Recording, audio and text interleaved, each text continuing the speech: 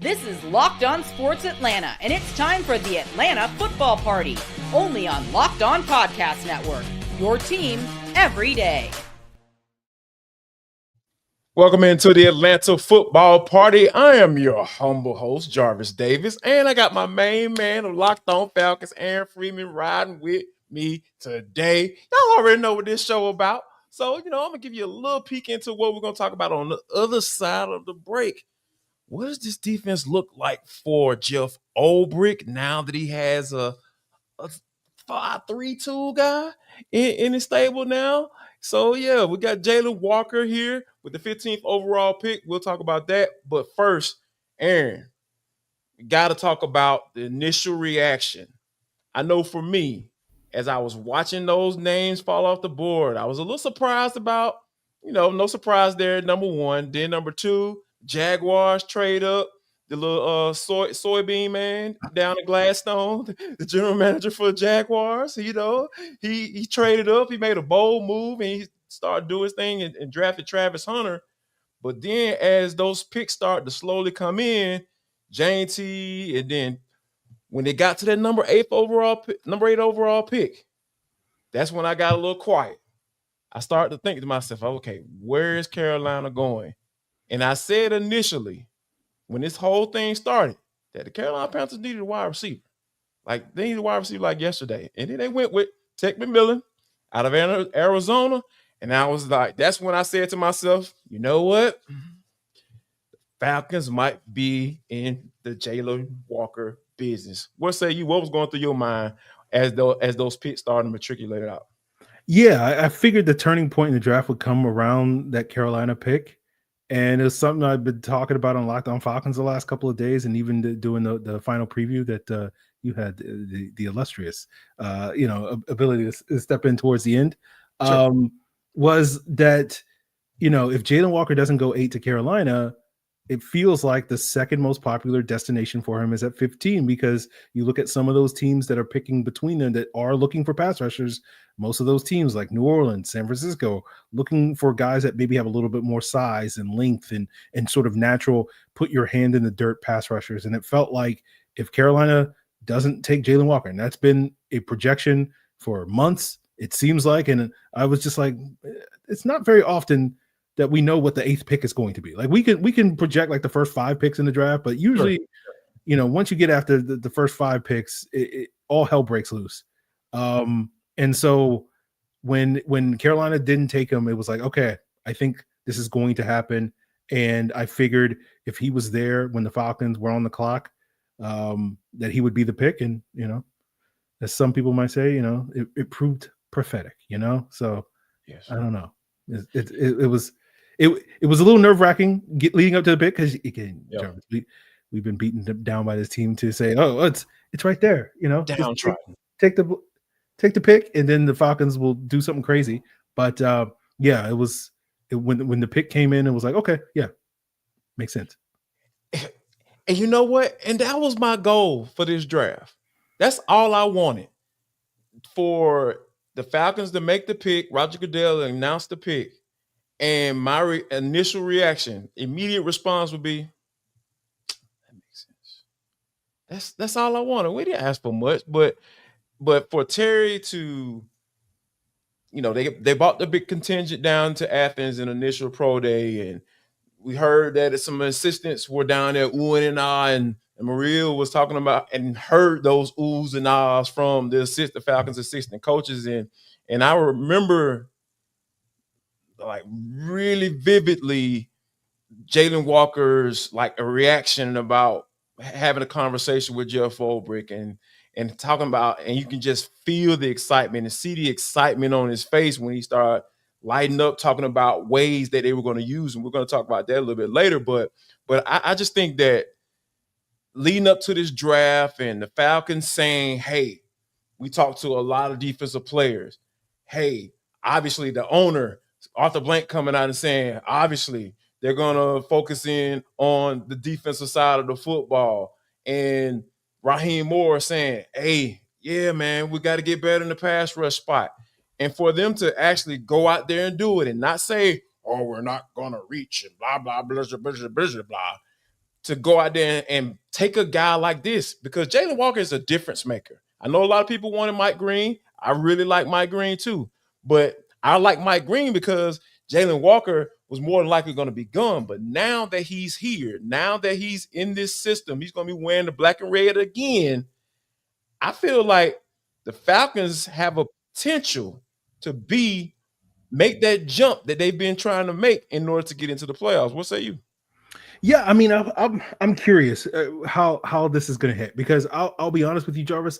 I'm a little lower on Jaylen Walker than you are in terms of his immediate impact, just because of I feel like that hybrid role, that versatile role that he had at Georgia, didn't really put him in the best position to immediately come into the league and impact at either one of those positions. But like, you see the tools, you see the potential, and so like I feel like he's going to be a big piece of this defense. But I do wonder a little bit, how much is he going to move the needle? How much is it going to be this season when the Falcons need someone who can run around and chase Josh Allen? Is Jaylen Walker going to be the guy that's making those plays and getting that guy on the ground? He has the tools, he has the athleticism, all that stuff. We saw it against Quinn Ewers, but it's very different tackling Quinn Ewers, as a spy than it is tackling Josh Allen. And so that's the thing that to me is going to be the interesting thing. So I think the talent is there. It's clearly there, but it's just going to be, are you going to be able to unlock that immediately? And we're going to be talking about Jaylen Walker, September, October, November. This guy's consistently making impact plays, or is this going to be what has been kind of the story of the Terry Fontenot regime, where we're not really talking about these rookie players in September and October. Like sometimes we get to talk about them in December, like Zach Harrison or Michael Penix or whatever. Like that's going to be the big question for me. And so I'm eager to see what Jaylen Walker and how he's going to be utilized. And I think this team is going to take steps, as we'll talk about later, to try to maximize him, even if he's not necessarily a full-time, every down sort of starter. But I think they'll be able to try to put him in the right positions, similar to how Georgia was, to able to maximize his skill set. I think you bring up an interesting point, because for a long, covering the Georgia Bulldogs, being down in Athens and doing the post-game show, the postcast after the games and everything like that, and just really taking a real close look at Jaylen Walker and what he brings to the table. I said for a long time that they should put him on the edge more. And I think like he had the seventh most amount of pass rush snaps, right, for Georgia. And he still had 6.5 sacks. And like, that's pretty doggone productive, man, to not be a consistent, being consistently put in pass rush situations when they're called for. So I feel like he's just scratching the surface as a pass rusher, in my humble opinion, right? Because not saying that he can be a 3-down player lined up like that, but I feel like you can put him in that specialist role. You can have him in the stand-up role initially, then you can put him down to put his hand in the dirt and have Arnie Ebiketie and Jaylen Walker on both sides. Hey, man, that's a nice little combo for me. So, but I understand why you would say that, because for a long time I questioned Kirby, and I know Kirby got his PhD in defensive football, right? But for me, I feel like how this man is going to make his money on the next level is definitely putting his hand in the dirt and rushing the passer. And I feel like Kirby didn't necessarily do that often.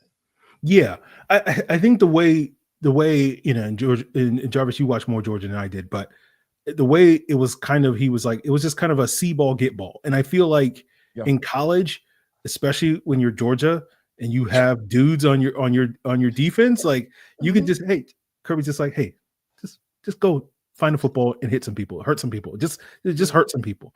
And Jaylen Walker was excellent at that. And I remember last summer when I was watching, getting geared up for this upcoming season and trying to watch some of the pass rushers, and I was trying to watch Mykel Williams, and like this number 11 kept popping, and I was like, who's this guy, But it was just like, and then seeing like, oh, he's an off-ball linebacker. Okay, like that's a guy that's a little bit intriguing to me. And you saw him take it to the next level. But I think the challenge in the NFL is not just simply just, hey, go run and get the football. Sometimes it is. Sometimes it is just, hey, see ball, get ball. But like with the complicated schemes and the talent level of the NFL and the misdirection and all that stuff, you got to be able to do a little bit more. And I think that's going to be the immediate question with Jaylen Walker is he just going to be that guy that third down you're going to put, 6-7 guys on the line of scrimmage and say, who's coming? Jaylen Walker is going to be potentially one of those guys, Caden Ellis, Arnold Buchetti, all that stuff, Leonard Floyd. Or are the Falcons going to find more opportunities for him within the defense? And what does that role exactly look like? Just because, he was moved all over the place at Georgia. And again, it's the conversation of versatility, hybrid. It's like, if you like a guy, he's a hybrid. If you don't like a guy, he's a tweener. And like, that's where the issue with Jaylen Walker is he a tweener or is he a hybrid? And so if the Falcons can maximize that skill set, he becomes a hybrid. If the Falcons can't do it, he becomes a tweener. And so that's going to be, I think, the long-term conversation about Jaylen Walker. But I do agree with you, Jarvis. He's only scratching the surface of what he can be. And the question in Atlanta is, are we going to see that sooner versus later? And the man who's going to be responsible for seeing that sooner or later is Jeff Ulbricht. We'll talk about what this pick means for his defense coming up next.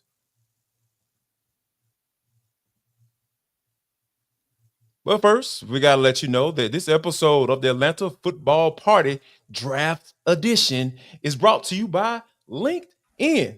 As a small business owner, your work doesn't end when the clock hits 5.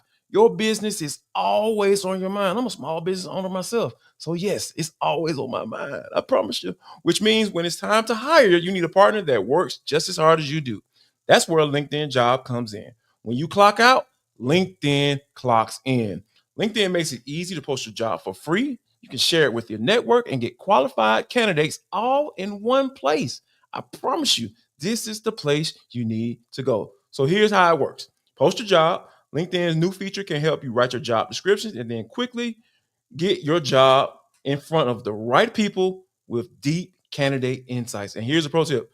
Add the hashtag hiring frame to your profile picture to double your reach to reach qualified candidates. No wonder 72% of small businesses say LinkedIn helps them find high quality hires. So post your job for free at linkedin.com/lockedonnfl. That's linkedin.com/lockedonnfl to post your job for free. Terms and conditions apply. This episode is also brought to you by FanDuel. The NBA playoffs are here. I promise you they're right here. And FanDuel is giving new customers an incredible way to get in on the action. Right now, when you join FanDuel, listen up, people. It's very important. You can place your first $5 bet and you'll get 250 smackaroos in bonus bets if your bet wins. Yes, you heard that right. $250 in bonus bets.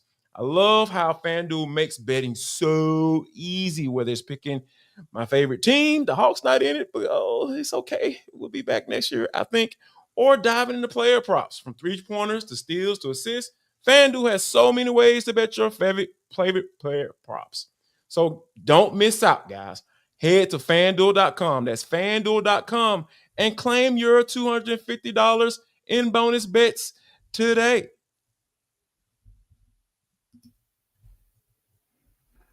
I want to thank you for making the Atlanta Football Party your first listen or watch of the day.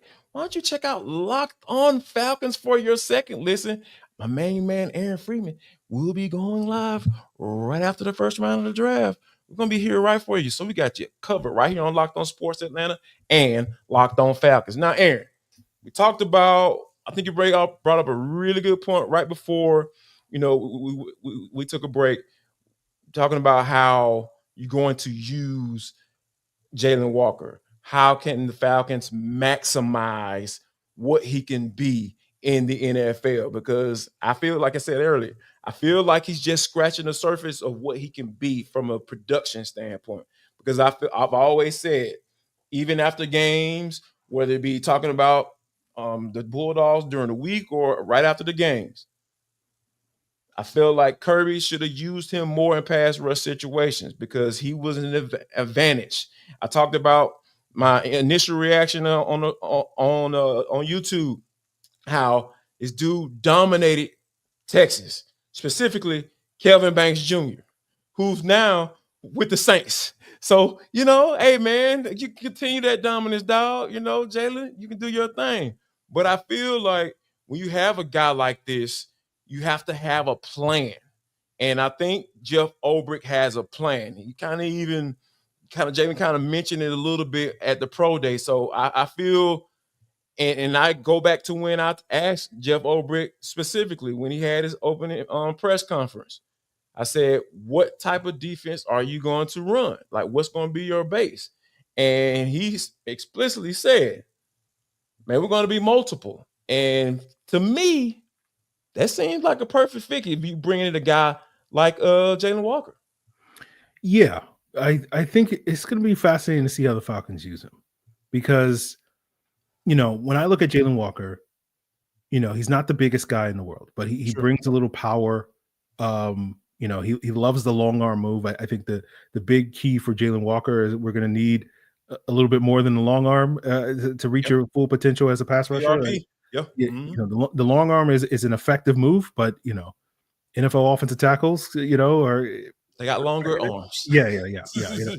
That's Will Campbell. That's why they keep talking about him and where he can play tackle. So I think I'm fascinated to see how the Falcons, because when they hired Jeff Ulbricht and watching some of the Jets defense, what some of the things that Jeff Ulbricht and Robert Saleh loved doing over the last couple of years when that defense was really humming was they would get into these, nickel situations, sub-package situations, third down, they would go wide 9. They'd put 3 guys on one side of the line of scrimmage, and then they would ISO one guy on one side.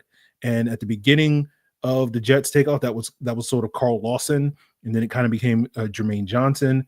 And then you sort of saw San Francisco continue to do that with Robert Saleh's influence. And obviously that was sort of Nick Bosa. And watching Leonard Floyd, like he was not the guy that was ISO'd when Nick Bosa was injured. So it was like, okay, that's, the Falcons are looking for that ISO player, that guy that they can put one-on-one in a wide 9 technique that is going to get that number 1 matchup. And it was like, can they find that guy in the draft? And looking at a player like Mike Green, he seemed like a natural fit for that. Jaylen Walker potentially is a natural fit for that. And so I'm very curious to see if the Falcons utilize Jaylen Walker in that way, or is that maybe an Arnold Ebiketie? And instead, the way that they use Jaylen Walker is similar to how they use Caden Ellis, where they're asking him to stand up, put him in the A gap, put him against Kelvin Banks, who's probably going to start all his career as a guard rather than the tackle.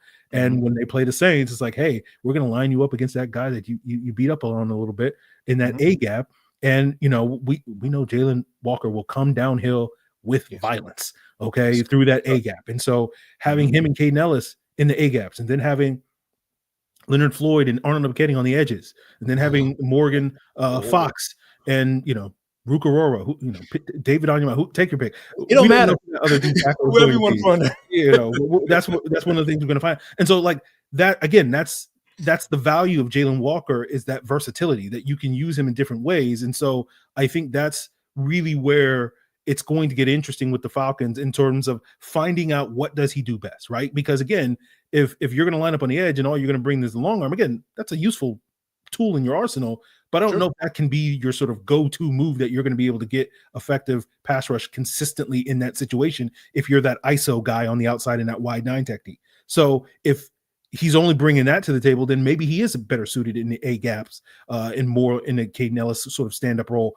in those situations. Or if he's a little bit more developed in that, then maybe he can be that guy. And so those are the questions I have. We won't really find out until we get to the season. But again, I think the value of Jaylen Walker is you can foresee many different hats that he can wear. And one series he could be that ISO guy. One series he could be an A gap guy. And then another season they can dream up other ways to get him involved as well. I think you can maximize what he brings to the table.